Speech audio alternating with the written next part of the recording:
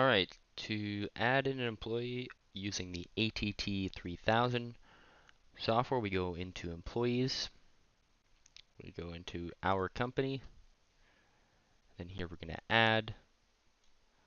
Now we want to put in the new employee ID, aka the badge number in Employee Tracker. The jargon here is account number in this program.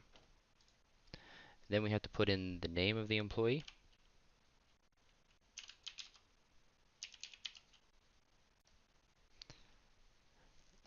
And then from here we can save this employee if we're going to enter them on a face reader or a finger reader. Or if you're using a card reader, you can pre-enter in the card number that you see on the card itself. One thing I forgot to mention while recording this video is that here we can also select the privilege, which will allow you to set the user as a user or a regular employee or as a supervisor for enrolling and accessing the menu on the time clock.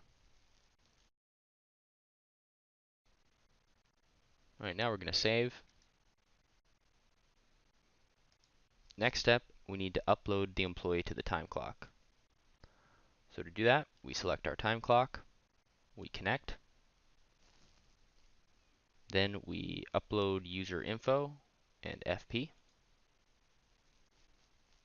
Then we select our company.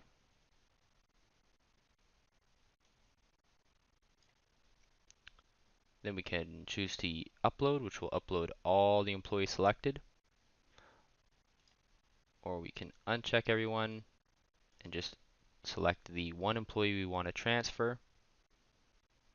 Then we hit upload.